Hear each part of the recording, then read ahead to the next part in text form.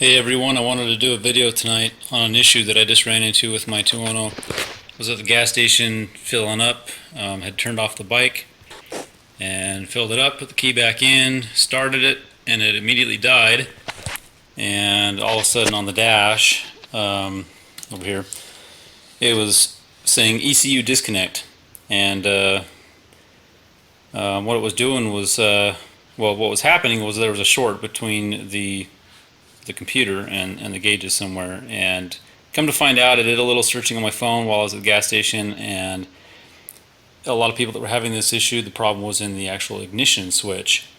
And so I did a little testing at the gas station. I would turn the key on, turn the bars a little bit, and once in a while I could get the ignition to come back on and it would start, and then other times it would go right back to the ECU disconnect message. Started fiddling with it some more and was playing with the wires coming off of the ignition harness here. Started lifting on some of the wires and tugging on some other ones, and I found the actual wire that was causing the problem.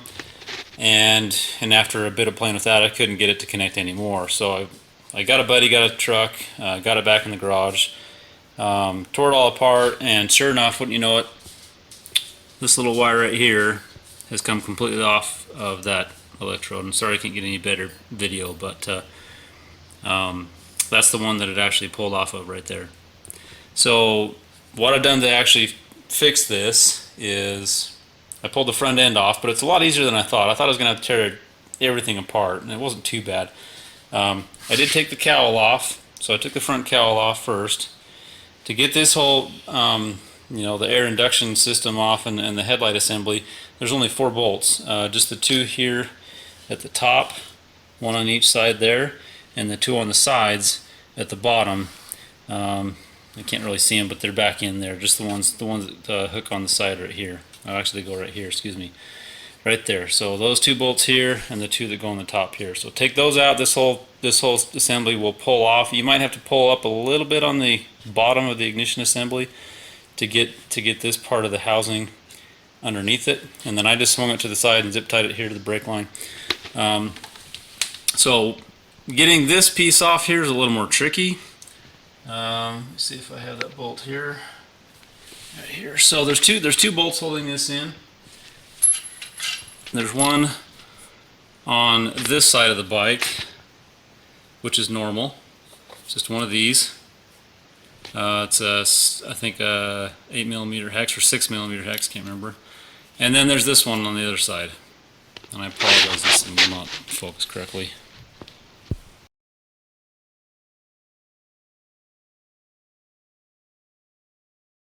What this is it's supposed to be a security bolt, and if you can see it there, I've cut a notch in it. I used a Dremel tool here, just one of those little Dremel tools, and I notched it so that I could get it out. And I could not use a regular screwdriver with that.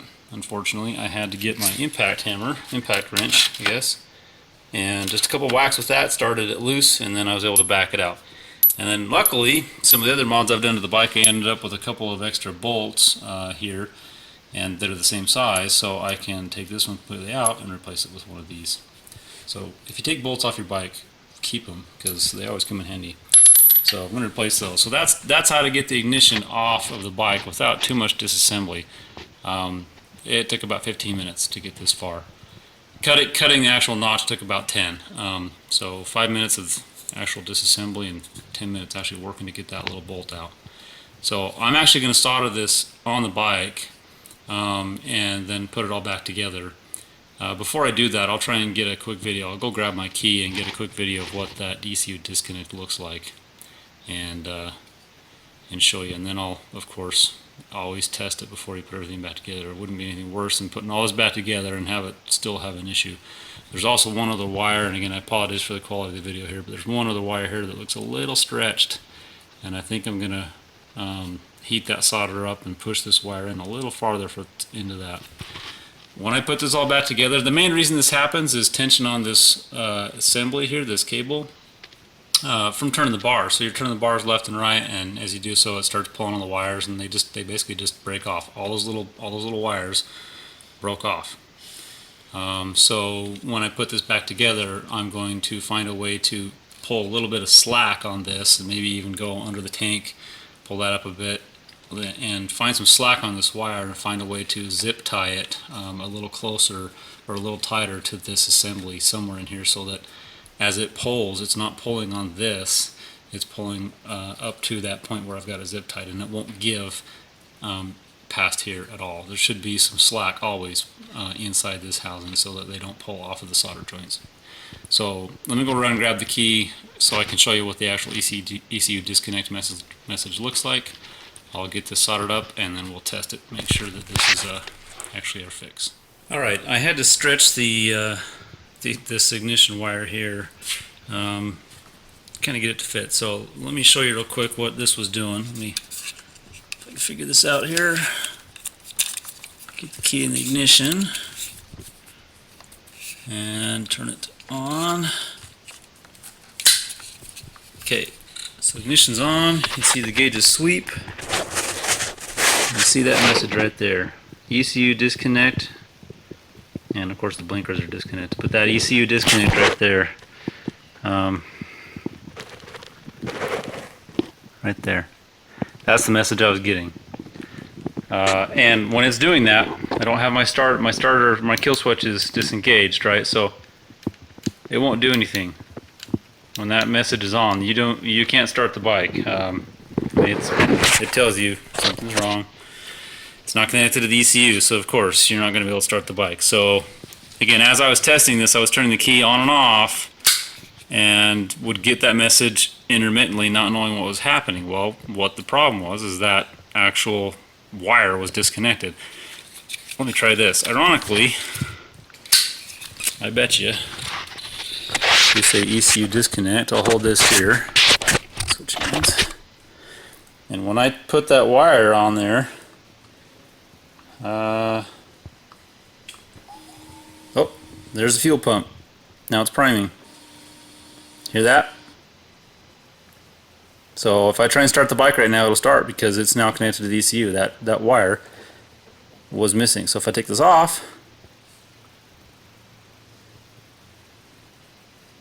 well, there it goes. I just heard it disconnect. I don't think I get the message till I turn the key off again, but that's what kills the bike when that wire comes off. So that's how I was able to troubleshoot this problem and figure it out. Common problem with the bottom part of the switch. In my opinion, it's actually very cheaply made. They should have had some sort of collar put around these wires and put inside this housing so that it doesn't rip out. And maybe I'm missing mine. I think mine was cracked actually, so not sure how that happened. But anyways, I'm going to find a way to keep that on there. To buy that whole assembly, it's a couple $100s I think from AF1 or from another parts store. So I don't really want to do that. So anyways, I'll get this soldered up and we'll see if it fixes the issue. Okay, just to show you guys my soldering job here. That was in fact the issue, of course. And so I resoldered this wire on. That was this front one here was the one that was disconnected. This one was also working loose, so I added some solder to that one and pushed it forward a little more. I've got this paper on here. It's actually some epoxy, some Gorilla Glue epoxy that I picked up. So I mixed together a big glob of it and put it down inside that little cup that holds the wires, and hopefully that epoxy will bind to all the wires right there, as well as that little half moon. I clamped it with paper so that I can just rip off the paper and then put that back cover back on there. So hopefully that epoxy will bind to the housing so that any movement in the handlebars will pull on the housing, which will of course be secured to the triple and won't be pulling on the wires themselves. If it even does pull on the wires, it'll now be pulling on 5 wires instead of just 1. So it should give it some more strength. Okay, just to show you real quick the last bit of this video to show you how I fixed this. I didn't have any heat shrink wrap that I could put around this and actually get it to fit. Of course I didn't want to unsolder everything to slide it over the end, so I grabbed some of the this is the hose that came off of the charcoal filter, the what you call it, the evap canister or whatever. So I cut a piece of that off and spliced down the side of it and then wrapped it around and just put some zip ties on it to hold it in place. I wanted this section here to be really secure, so it wouldn't pull anything.